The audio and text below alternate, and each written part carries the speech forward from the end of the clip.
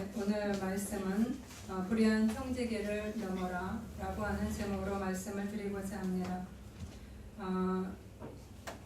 주중에 제가 다니는 한 단골 가게에 갔습니다. 제가 구체적으로 그 가게의 이름은 말씀드리지 않겠습니다. 그런데 그곳에 사장님께서 저에게 몇 가지를 물어보셨습니다. 제가 목사인지를 알고 있었기 때문에 그분이 궁금한 것이 있다. 그래서 제가 온 걸 아시고 물어보시기 시작하셨습니다. 그러면서 하시는 말씀이 본인의 이야기를 하십니다. 아마 다음에 제가 이 가게에 올 때 확인하고 오십시오. 가게 문을 닫을지도 모릅니다. 가게가 너무 갑자기 안 되고 꾸준히 조금 안 되었지만 어느 순간부터 갑자기 매출이 떨어져서 빚이 너무 많아졌기 때문에 제가 감당하기가 어렵습니다. 파산이나 개인회생을 해야 될 것 같습니다. 그래서 제가 물었습니다. 사모님도 같이 일하고 계신데 뭐라고 하시나요? 그러자 이런 말이 나왔습니다.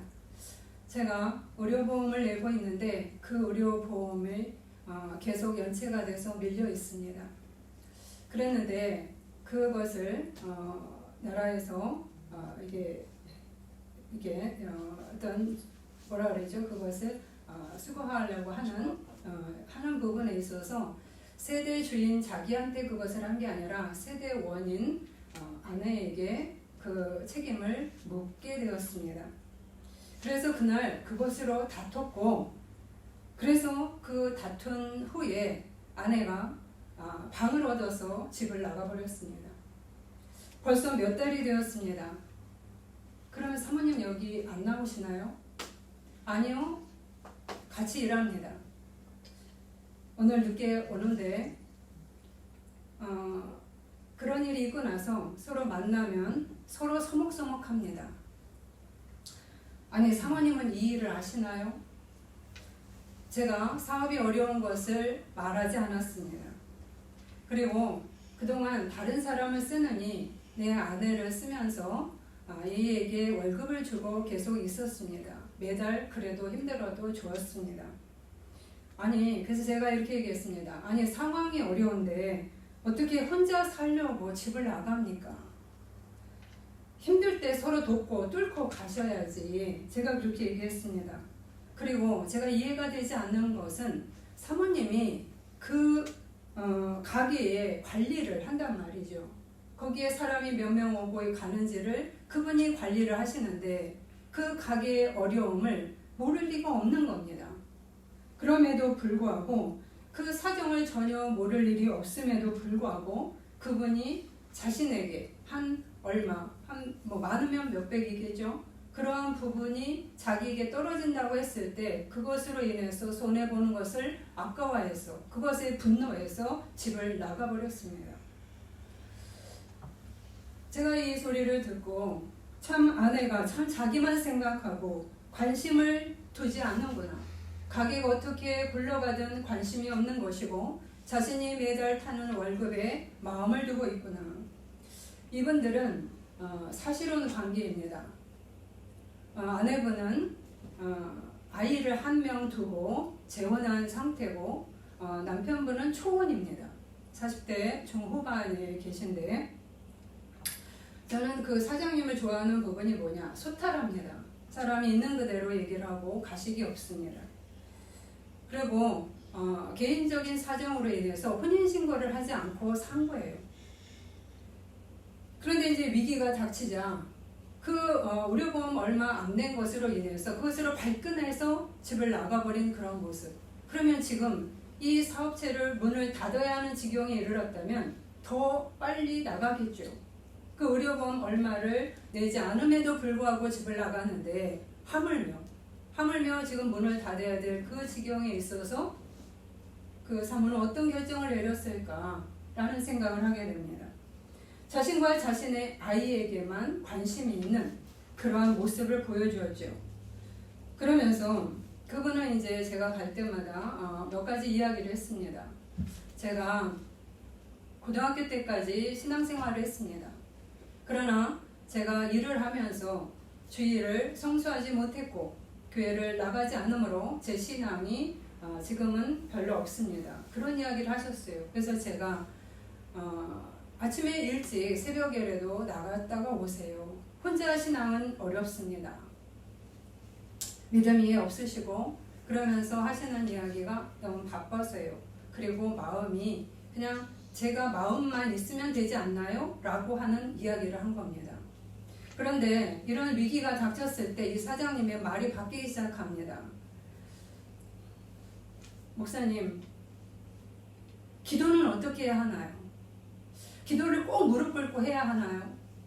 제가 사도신경부터 주기도문까지 계속 그 부분을 외우고 있습니다. 그리고 다 외웠습니다.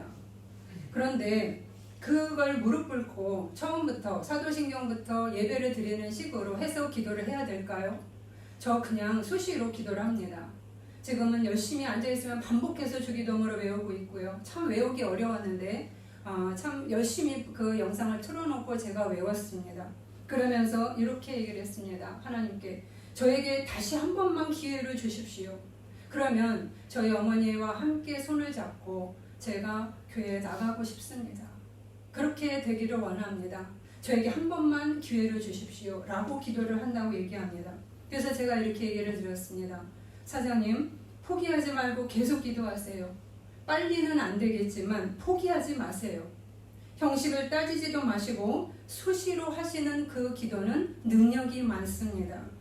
죽지 말고 포기하지 말고 그냥 하세요. 계속 하세요. 바닥까지 떨어지면 올라갈 길밖에 남은 게 없습니다. 저도 그랬습니다.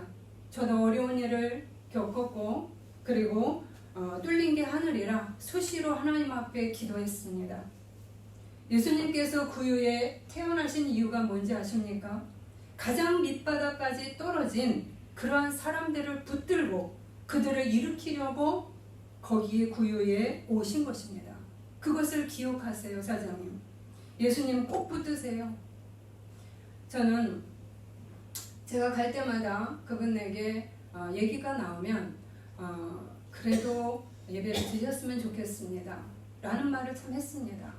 근데 그분이 그걸 고사를 하셨고 그런데 이 시간을 통해서 학생 때 믿었던 그 신앙을 일하면서 잃어버리셨지만 이 위기를 통해서 다시금 하나님을 찾으시는 그 사장님의 모습을 보게 됩니다. 아마도 정말로 이 길을 꾸준히 걸어가신다면 다시금 하나님을 장착한 상태에서 재기할 수는 있다고 봅니다. 그러면서 저는 그 아내의 이기심 앞에서 와우, 혼인신고 안 한 게 훨씬 낫다. 저는 이런 분과 같이 사느니 다른 여자하고 사는 게 낫지 않을까 라는 생각을 솔직히 했습니다. 참으로 어려울 때 더 손을 잡고 일어나야 되는데 어려울 때 내팽개치고 가는 그러한 사람은 과연 그것이 나의 짝일까? 그것이 나의 파트너일까? 라는 생각을 하게 됩니다. 오늘의 시대는 이기적인 마음, 자기중심적인 그러한 것을 지혜롭다라고 여기는 시대에 와 있습니다. 그러나 그것은 그 이기적인 마음은 우리에게 무엇을 가져다 줄까요? 우리에게 모든 것을 잃어버리는 삶 그리고 어둠의 인생을 가져다 줄 뿐입니다. 오늘은 대림절 예수님이 탄생하심을 기대하는 마음으로 지내는 날 첫째 주일입니다. 이 주간은 짙은 보라색 초를 켭니다. 짙은 보라색은 짙은 어두움을 상징합니다. 즉 극한 상황, 아까 그 사장님이 경험하시고 계신 그러한 일들 그리고 우리 마음의 죄악의 짙은 등 여러 가지를 의미합니다. 오늘 말씀에서도 이러한 짙은 어둠의 시대에 예수님께서 제자들과 바리새인들이 모여있는 곳에서 불의한 청지기 이야기를 해주십니다. 이 비유는 이기심의 어둠 속에 살고 있는 우리들의 이야기입니다. 성경 속의 이야기만은 아닙니다. 오늘 말씀에 보면 1절 2절입니다. 또한 제자들에게 이르시되 어떤 부자에게 청지기가 있는데 그가 주인의 소유를 낭비한다는 말이 그 주인에게 들린지라. 주인이 그를 불러 이르되 내가 내게 대하여 들은 이 말이 어찌 됨이냐. 내가 보던 일을 쇠마라. 청지기 직무를 계속하지 못하리라 하니. 오늘 이 말씀 속에서 한 부자가 살았다고 말합니다. 그는 그의 재산을 자신이 고용한 청지기를 통해서 관리하고 있었습니다. 청지기란 무엇입니까? 주인의 재산을 관리하는 자입니다. 자기 것은 없고 단지 관리하는 자입니다. 그런데 이 청지기가 주인의 재산을 오랫동안 자기 것인 양 마음대로 사용하고 낭비하고 탕진하고 있었습니다. 그것도 청지기 자신만을 위해서 재물을 썼습니다. 그래서 주인이 그를 평가하기를 그는 옳지 않은 청지기다, 즉 불의한 청지기다 라고 평가를 내렸습니다. 이 옳지 않은 아카디아, 이 말은 하나님 법에 불순종하고 청지기직을 소홀히 하고 하나님을 대적하는 죄를 말합니다. 이렇게 청지기가 자신을 위해서 낭비하고 자신만을 위해서 쓰는 그 소리가 주인의 귀에 들어갔습니다. 그래서 주인은 청지기를 부릅니다. 내가 내게 대하여 들은 이 말이 어찌 됨이냐. 이 말에 청지기는 한 말도 변명을 하지 못합니다. 왜요? 그가 그동안 행해왔던 자신만을 위해서 그 주인의 것을 쓴 것을 인정할 수밖에 없었기 때문입니다. 이런 청지기에 대해 주인은 가차없이 해고 결정을 내립니다. 내가 보던 일을 쇠마라. 청지기 직무를 계속하지 못하리라. 즉 잘라버리겠다는 이야기입니다. 너가 일하던 그 직장에서 그냥 내가 너를 그냥 해고하겠다 이 말입니다. 청지기는 실직 상태가 될 위기를 겪게 됩니다. 예수님이 말한 불의한 청지기는 바로 우리이기도 합니다. 우리는 하나님으로부터 재능을 물려받았고 물질과 다양한 은사들을 받았습니다. 우리는 그것들을 책임 있게 관리해야 할 청지기 직분을 받은 것입니다. 욥기 1장 21절에 보면 내가 모태에서 알몸으로 나왔사온즉 또한 알몸이 그리로 돌아가올지라 주신 이도 여호와시요 거두신 이도 여호와시니 라고 나옵니다. 우리는 아무것도 내 것이라고 얘기할 수 없습니다. 우리가 아무리 부자여도 내가 갈 때는 그냥 수의만 입고 가게 되어 있습니다. 내가 태어날 때도 알몸으로 태어났고 갈 때도 알몸으로 가는 것입니다. 그래서 그동안 어떻게 그 돈과 나의 재능을 관리하느냐는 상당히 나를 평가할, 하나님께서 나를 평가하는 그런 기준이 될 수밖에 없습니다. 그런데 우리는 이러한 이 모든 것들을 내가 번 것, 내 것, 그리고 내 돈, 내 재능, 내 능력이라고 여기면서 자신만을 위하면서 살아가고 있지는 않습니까? 타인은 보이지도 않고 오직 자신만 보고 있지는 않은지요. 자신에게는 관대하지만 타인에게는 무심한 모습. 적어도 내 집 식구에게도 무심한 모습. 이건 불의한 청지기, 옳지 않은 청지기의 모습입니다. 이러한 불의한 청지기의 모습 속에서 짙은 어두움을 보게 됩니다. 어두움이란 우리가 처한 비참한 현실이나 불행만을 말하지 않습니다. 우리가 지닌 짙은 이기심과 자기 중심성이 오히려 더 큰 어두움이라고 볼 수가 있습니다. 환경은 힘들면 뚫고 가는 됩니다. 물론 쉽지 않겠지만 그러나 내 속에 있는 짙은 이기심은 그것을 뚫고 가기는 너무너무 어렵습니다. 왜요? 그것은 내 안에 콘크리트처럼 단단하게 딱딱하게 굳어있기 때문에 그것을 포크레인이나 드릴로 막 파지 않는 이상 안으로 내려가기는 쉽지 않습니다. 우리 청지기의 모습을 봅시다. 그에게는 여유로운 물질과 그리고 지위가 부여되어 있었습니다. 그러나 그에게는 오직 자신에게만 관심을 두었습니다. 타인의 상태를 보지도 않았고 보이지도 않았습니다. 즉 자신만 보는 장님이나 마찬가지였습니다. 이기적이고 자기중심적이라는 것은 이처럼 나만을 사랑하고 그리고 나를 위해서만 사용하고 행하는 것입니다. 이렇게 사는 것을 행복이라고 지혜라고 여기면서 아무 문제도 일어나지 않을 것처럼 우리는 살고 있을 수도 있습니다. 제가 영상에서 가끔 이혼 전문가들이 하는 말들을 듣습니다. 왜냐하면 요즘 세태가 어떤지를 제가 알고자 일부러 듣습니다. 그런데 거기에서 이혼 전문가가 하는 이야기가 요즘 이혼을 하는 그 이유 중에 한 몇 가지 대표로 꼽을 수 있는 것은 첫 번째 외도요, 두 번째는 경제 문제라고 이야기를 합니다. 특별히 젊은이들이 경제 문제로 이혼을 하는 경우가 많아지고 있다. 왜냐하면 결혼을 했는데 경제 공동체가 아니라는 겁니다. 각자 통장을 사용한다는 거죠. 그래서 처가댁 갈 때 아니면 시댁 갈 때 한쪽에 20만 원을 썼어요. 그런데 다른 처가댁이나 시댁이나 갔을 때 반대편에 부모님 댁에 갔을 때 그게 30만 원 썼다면 이게 불공평하지 않냐? 왜 여기는 20만 원 쓰고 여기는 30만 원을 쓰냐? 그러니까 그 10만 원 나머지 차액을 그 적게 쓴 사람의 통장에게 넣어라 라고 이야기를 한다는 겁니다.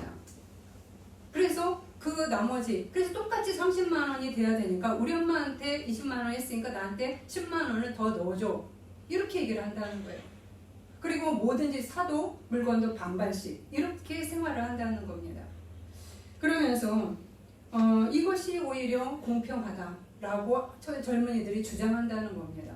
그러면서 그 이혼 변호사들이 하는 얘기가 이러한 결혼 생활을 자기가 이해하기 어렵습니다.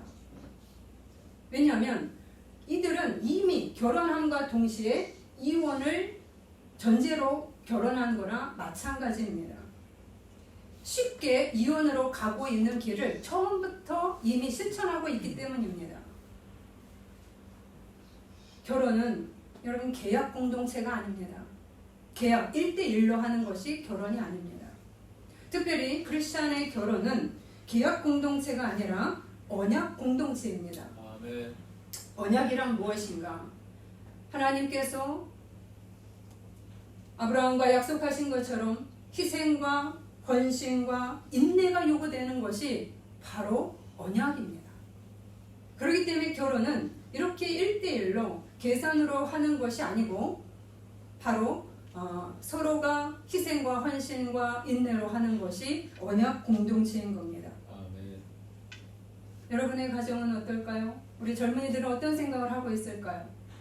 맞아, 굉장히 지혜롭네 이렇게 생각하고 말하는 경우를 제가 듣습니다. 여러분은 빨리 이혼으로 가는 길을 택하고 있는 겁니다.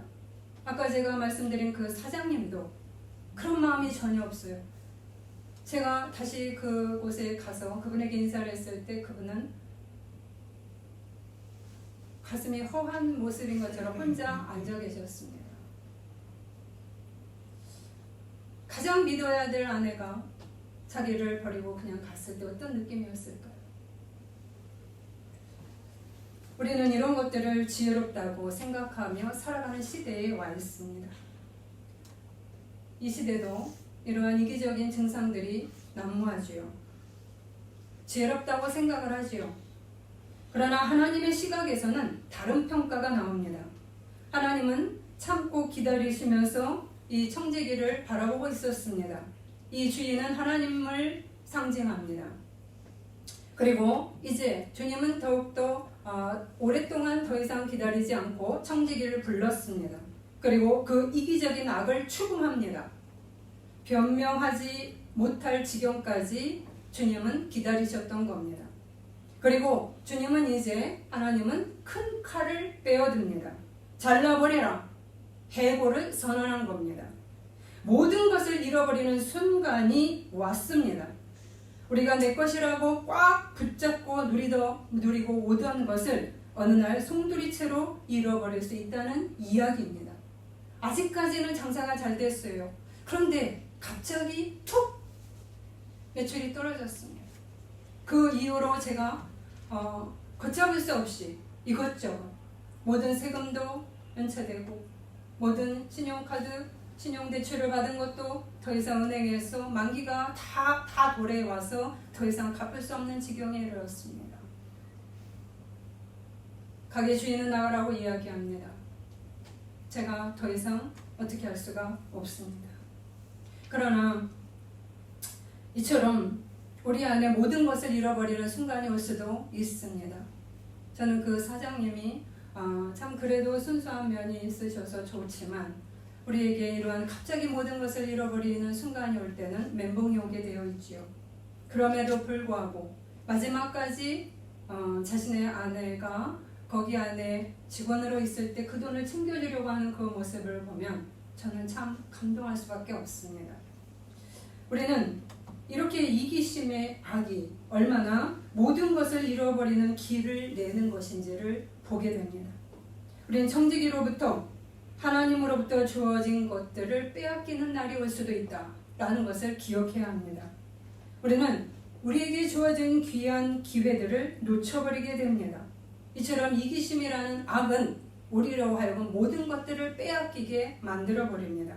왜냐하면 못된 힘들이 세워지는 자에게, 그런 사람에게 하나님의 일들을 맡길 수는 없기 때문입니다. 나만을 위해서, 그리고 나의 연민을 위해서 나만 불쌍하고 나만 힘든 사람에게 하나님의 일을 맡기기는 힘든 것입니다. 아무리 내가 힘들어도 내가 타인을 볼 수 있는 눈이 있어야 되고요. 그래야 하나님의 일을 할 수 있는 것입니다. 내가 하나님 종 아닌데요? 천만의 말씀입니다. 예수를 믿는 사람은 전부 다 하나님의 종이 되는 것입니다. 하나님의 자녀입니다. 그러면 모두가 우리는 우리 옆에 사람을 돌봐야 되는 그러한 책임이 부여되어 있습니다. 그런데 이 불의한 청지기는 나만을 계속 부르짖은 사람입니다. 그러나 하나님께서 그에게 해고를 명령하셨고 실직을 명령하셨을 때 이것은 그에게 또 한 번의 은혜이자 기회가 되는 순간이었습니다. 자신을 돌아볼 수 있는 기회가 되었고요. 그리고 아니면 아예 무너질 수도 있는 그러한 상황으로 내달릴 수도 있는 상황이었습니다. 그런데 이러한 불의한 청지기는 자신에게 닥친 이 급박한 위기 속에서 자신의 처지와 상황을 파악하기 시작합니다. 내가 실직하면 거지가 될 것이네. 그래서 그는 이렇게 말합니다. 주인이 내 직분을 빼앗으니 내가 무엇을 할까? 땅을 파자니 힘이 없고 빌어먹자니 부끄럽구나. 청지기는 이렇게 말합니다. 내가 살기 위해서 어떻게 해야 하지? 내가 살기 위해서 어떻게 해야지를 깨닫습니다. 그래서 주인에게 빚진 자들을 일일이 다 불러 모읍니다. 그러면서 먼저 온 자에게 이렇게 얘기합니다. 너 내 주인에게 얼마나 빚졌지? 네, 기름 100마리입니다. 그래? 그러면 여기 앉아서 빨리 50이라고 써. 내가 50의 이자를 감해줄게. 두 번째, 다른 사람이 옵니다. 너는 얼마나 빚졌느냐? 지금까지 얼마나 빚졌는지 관심이 타인에게 없었습니다. 그런데 이제 너 얼마나 빚졌지? 네, 제가 밀 100석입니다. 그러면 지금 여기 증서를 쓰고 80이라고 고쳤어라. 그래서 또 깎아줍니다. 지금까지 사람들이 얼마나 힘들게 사는지 관심이 없었습니다. 단지 나만 배불리고 나만 힘들지 않으면 된다는 생각이었습니다. 그러나 그가 이제 타인에게 눈을 돌리면서 내가 이들을 조금 도와주면 그래도 나에게도 유익이 있지 않을까? 상생해야지 라는 생각을 가지고 도와주기 시작합니다. 그러나 제일 중요한 것은 무엇인가? 내가 살기 위해서 도와준 겁니다. 내가 살기 위해서. 내가 할 일을 알았도다. 이렇게 하면 직분을 빼앗긴 후에 사람들이 나를 자기 집으로 영접하리라 하고. 여러분, 이러한 청지기의 행위에 뜻밖의 주인의 칭찬이 임합니다. 그런데 이 청지기의 일은 그렇게 칭찬할 일은 아니었습니다. 왜입니까? 그것은 여전히 실직한 후에, 내가 해고당한 후에, 직업이 없어진 후에 내가 어떻게 살까? 나를 위해서 그냥 투자한 겁니다. 그 사람을 위해서 하는 진심의 마음이 아니고 내 자신을 위해서, 내 자신의 미래를 위해서 그냥 그 사람을 깎아준 겁니다. 그럼에도 불구하고 왜 하나님은 이 청지기를 칭찬하셨을까 하는 점입니다.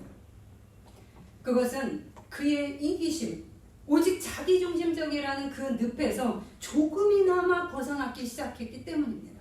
조금이나마.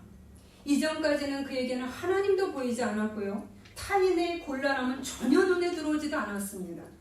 오직 자신에게만 관심이 막 몰입되어 있었습니다. 그런데 지금 비록 자신을 위한 투자 개념일지라도 타인의 빚이 얼마나 큰지를 조금 보게 되었습니다. 그리고 그들이 얼마나 몸이 단지 그것을 조금 보게 되었습니다. 제가 지금 계속 조금이라고 얘기를 합니다. 조금이나마 눈을 타인을 향해서 떴다는 겁니다.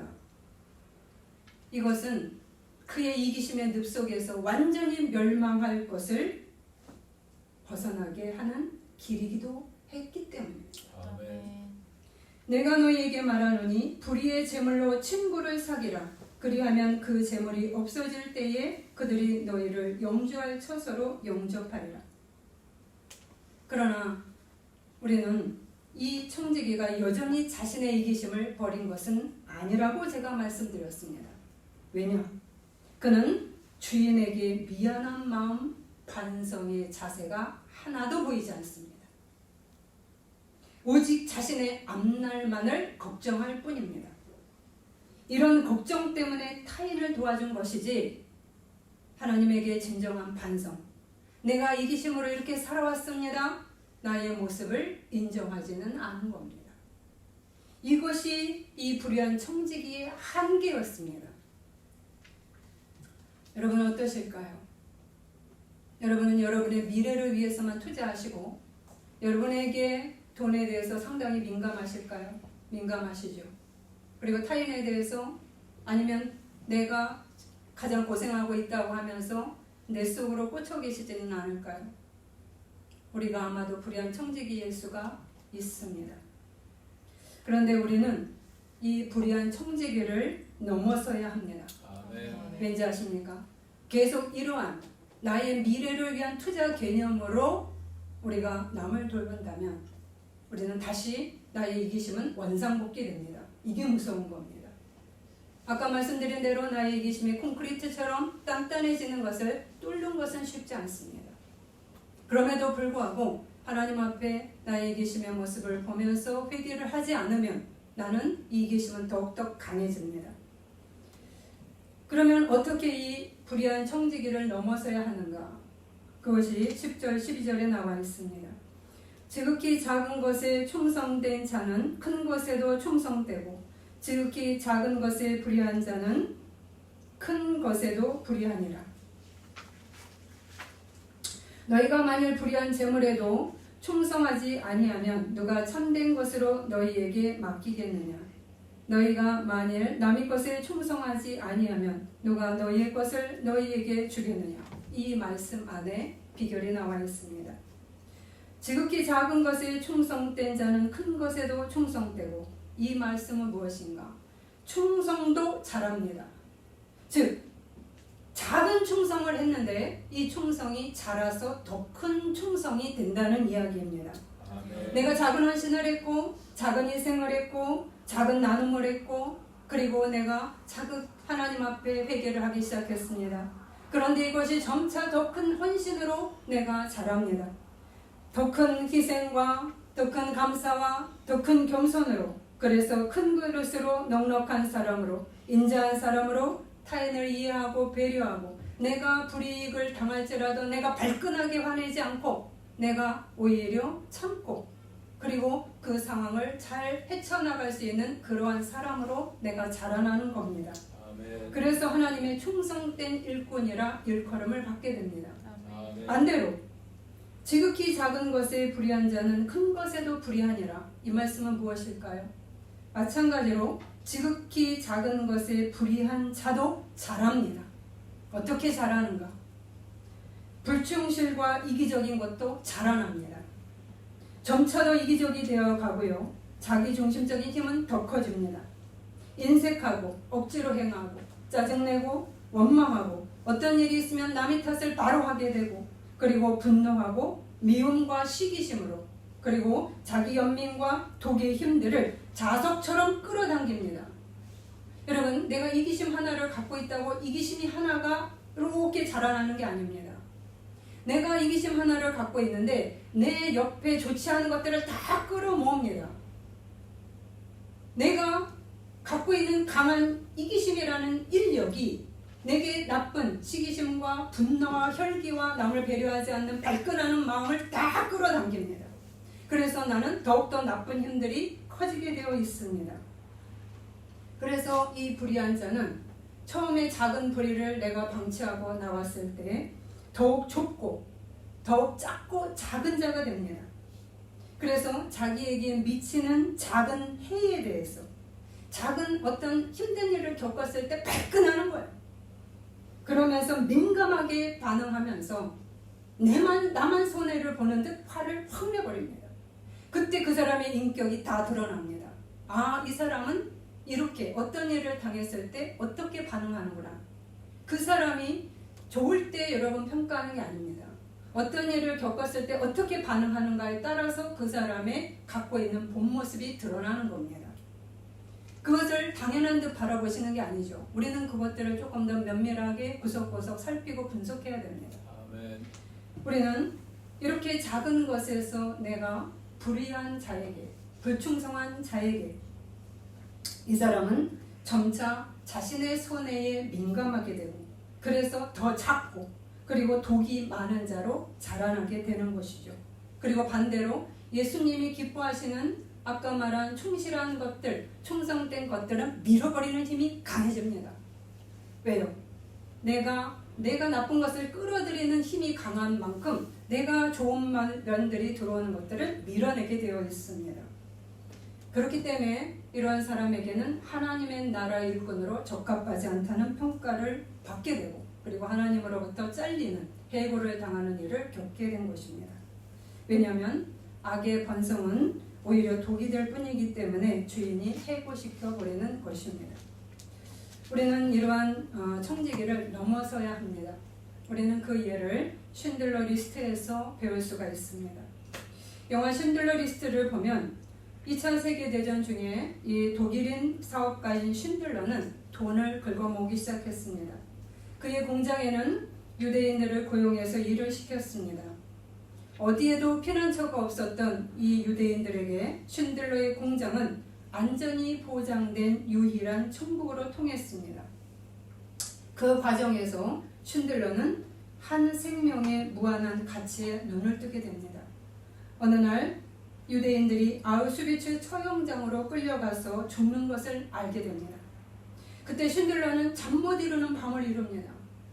마음에 고통이 임합니다. 어떻게 해야 될까? 이 많은 사람들이 가서 처형당하는 것을 내가 어떻게 해야 될까? 그때 그는 결단을 내립니다. 내가 벌어들인 돈으로 이 돈으로 내가 독일 장교에게 뇌물을 주었어.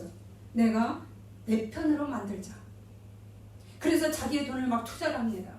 그래서 1200명의 유대인을 살려내서 안전한 곳으로 이동을 했습니다. 이동을 시켰습니다. 1200명. 그가 할 수 있는 자기의 돈을 다 막 투자해서 사람의 생명을 살려나간 겁니다. 그런데 7개월 후에 독일이 항복을 했습니다. 그때 유대인들은 자유인이 되었고 쉰들러는 반대로 독일인으로서 도망자 신세가 됩니다. 이별의 순간에 유대인들이 자신들의 금리를 빼서 금반지를 만들어서 쉰들러에게 선물을 했습니다.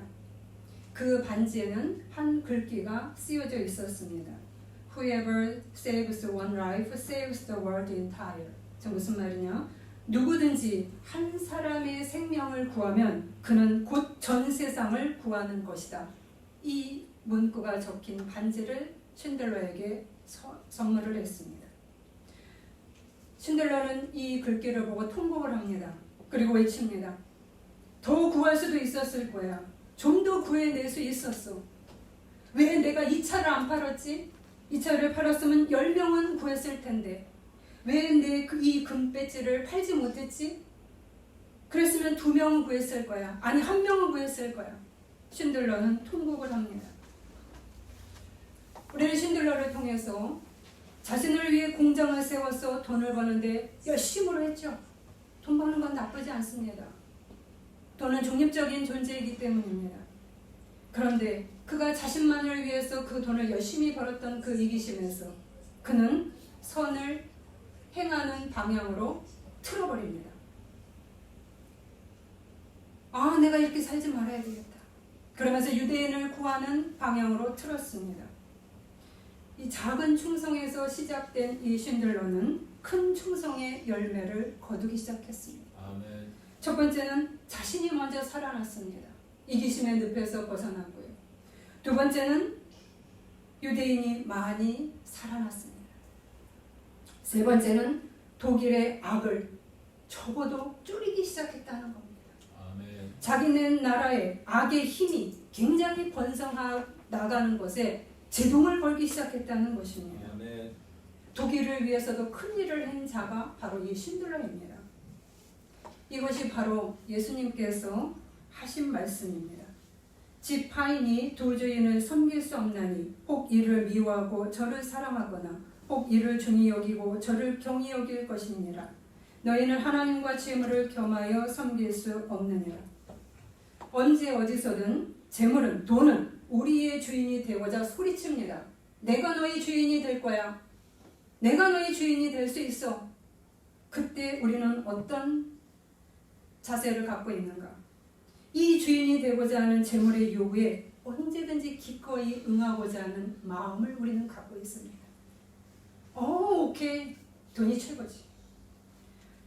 재물과 하나님 사이의 서열이 제대로 정렬되어 있지 않으면 우리는 언제든지 돈의 노예가 됩니다. 돈이 하나님이 되었을 때 우리의 모습은 비인격적 어둠의 사람이 되어갑니다. 주님께서 이 불의한 청지기를 제자들과 바리새인들 앞에서 이야기했습니다. 그런데 오늘 바리새인의 모습을 보십시오. 바리새인의 반응은 싸늘했습니다. 바리새인들은 돈을 좋아하는 자들이라 이 모든 것을 듣고 비웃거늘 그들은 예수가 가르쳐 주었음에도 그들의 이기심으로 굉장히 늪에 빠지고 있음을 구원하기 위해서 얘기했음에도 그들은 받아들이지 않았습니다. 비웃었다는 말은 무슨 말인가? 판단하고 조롱하고 코웃음 쳤다는 의미입니다. 예수의 가르침이 하나도 들어가지 않았습니다. 그래서 제가 콘크리트라고 이야기를 하는 겁니다. 그러자 예수께서 말씀하십니다. 너희는 사람 앞에서 스스로 옳다는 자들이나 너희의 마음을 하나님께서 아시나니 사람 중에 높임을 받는 그것은 하나님 앞에 미움을 받는 것이니라. 바리새인은 사랑하고 희생하고 헌신하는 것 지식으로 알고 있었습니다. 머리로 알고 있었습니다. 그러나 마음으로 내려가 자기 것이 되지 못했다는 것입니다. 여러분, 아무리 여러분이 많은 것을, 여러분이 많은 지식을 갖고 있고 박사를 갖고 있다 할지라도 내가 머리로만 아는 지식은 여러분에게 반드시 냉랭하고 차가운 내 것이 되어지지 않은 상태로 머문다는 사실을 아셔야 됩니다. 우리는 예수님의 가르침조차도 강하게 밀어버린 바리새인이 될 수도 있습니다. 바리새인은 아니요, 나 잘하고 있습니다. 그러니까 신경 끄세요. 이렇게 얘기하고 있는 겁니다. 우리에게 그렇다면 이 짙은 두려움, 어두움인 이기심과 교만과 자기연민 등이 있음을 어떻게 알 수 있을까요? 오늘 바리새인을 보면 어떤 모습이 내가 짙은 어둠이 있는지 알게 되는 비결이 있습니다. 누구나 예수님이나 누군가의 지도를 받을 때 그 가르침을 강하게 반발하면서 밀어낼 때 그 사람 안에는 짙은 어둠이 있다는 반증입니다. 자신은 아니라고 변명하고요. 분노하고요. 발끈하고요. 나는 잘하고 있다고 계속 얘기하고요. 냉랭한 마음 그리고 남의 탓을 할 때 바로 이것이 내 안에 짙은 어둠이 있다는 이야기입니다. 왜냐? 하나님의 말씀이 우리 가슴 속으로 파고들면 마음속에 지진이 오게 되어 있습니다. 그런데 내가 그 지진이 올 때 그래 나 그래요 이렇게 나오지 않습니다. 마음속에 고통이 오는 겁니다. 애통이에요. 그게 아멘. 나의 연민에 대해서 나만을 생각하는 자기 연민, 나만 불쌍하고 나만 힘들고 나만 고생하고 그리고 나는 굉장히 나에게 돈이 필요하고 내 중심적인 것과 교만은 이처럼 딱딱하게 진하게 굳어 있고요. 나를 사랑하도록 이렇게 보호합니다. 나를 아주 열심히 보호합니다. 아주 몇 겹으로 나를 보호하고 있습니다. 그런데 하나님의 말씀이 들어가면 지진이 일어나죠. 고통스러운 거야. 이걸 깨야 되거든. 그런데 지식으로만 알면 그래요. 저 그렇죠. 그러나 밑에는 여전히 요동하지 않고 있습니다. 그래서 다시 이 사람은 이런 일들을 다시 행하는 겁니다. 아무렇지도 않게. 머리에서 지식에서 가슴으로 마음으로까지 내려가는 길이 가장 멀다고 얘기합니다. 그만큼 쉽지 않다는 이야기죠. 인정하기 싫기 때문입니다. 그러면 악은 자라고 번성합니다. 그러나 여러분, 충성의 힘이 자라려면 이 말씀을 받고 자신을 되돌아보아야 될 뿐 아니라 내가 고통스러울지라도 이 말씀을 밀어넣으셔야 합니다. 아멘. 그래야 내 안에 콘크리트가 조금이라도 균열이 나면서 오늘 불의한 이 청지기를 그나마 잘했다라고 칭찬하는 예수님의 칭찬을 그나마 받을 겁니다. 그러나 거기에서 멈추셔서는 안 되지요. 우리는 갑자기 달라지지는 않겠지만 적어도 실직 위기의 불의한 청지기에서 나만 아는 이러한 불의한 청지기를 넘어서야 되죠. 그래서 적어도 나름 지혜롭게 자신의 미래를 위해서 타인의 곤란을 조금 해결해준 청지기로 넘어가셔야 합니다. 아멘. 그러나 여기서 멈추시면 다시 원상복귀 됩니다. 그래서 이 불의한 청지기를 더 넘어가셔서 신들러처럼 되셔야 되죠. 아멘. 그러나 신들러에서도 더 넘어가셔서 예수 그리스도의 삶을 닮기 위해서 가셔야 합니다. 아멘. 예수 그리스도께서는 자신의 모든 것을 주기 위해서 가장 낮은 땅으로 내려오셔서 우리를 이끌어내시려고 하십니다. 아멘. 400년간 아무런 희망이 없었던 짙은 어둠의 이스라엘 땅에 일부러 하나님과 동등 되신 가장 위대한 예수를 보내셨습니다. 왜요? 짙은 어두움일수록 강력한 자를 하나님은 보내셨어요. 그런데 이스라엘의 바리새인은 그 예수를 밀어냅니다. 짙은 어두움의 이기심은 예수를 밀어낼 뿐입니다. 우리는 대림절 첫 주를 맞이해서 우리 자신이 가지고 있는 짙은 어두움의 증상들은 무엇인지를 생각해 보셔야 합니다.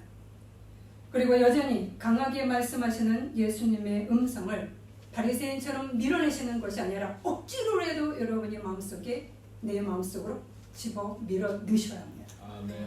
그래서 말씀을 통해서 나의 마음에 애통의 지진이 일어나도록 기도하셔야 합니다. 아멘. 그래야 충성의 열매를 맺게 될 것입니다. 아멘. 짙은 보라색 초에 촛불을 켜서 밝게 하시는 주님을 기억하시면서 그래야 내가 사는 것임을 여러분 잊지 아니하시고 걸어가시기를 바랍니다. 아멘. 기도하시겠습니다. 400년간 흑암이 깔린 이스라엘의 삶 속에 가장 낮고 천한 곳으로 가장 찬란한 빛으로 오셔서 어둠에서 빛으로 일으키시려는 예수 그리스도를 기다립니다. 그 짙은 어두움의 시대는 이 시대에도 여전히 존재합니다. 우리의 이기성, 자기중심성이 여전히 힘을 발합니다. 그래서 당신을 기꺼이 흡수하는 인력보다는 강하게 밀어내는 총력을 더 많이 지니고 있음을 고백합니다. 주여 우리에게 애통의 지진을 일으켜 주옵소서. 그래서 우리 마음의 짙은 어두움에 예수 그리스도의 참다운 빛이 비추어 이 시대에 당신의 충성된 자녀로 세워지기를 갈망합니다. 아멘. 주여 우리 마음속에 지진을 일으켜 주소서. 아멘. 불의한 청지기를 넘어 예수 그리스도의 마음으로 일어서게 하소서. 아멘.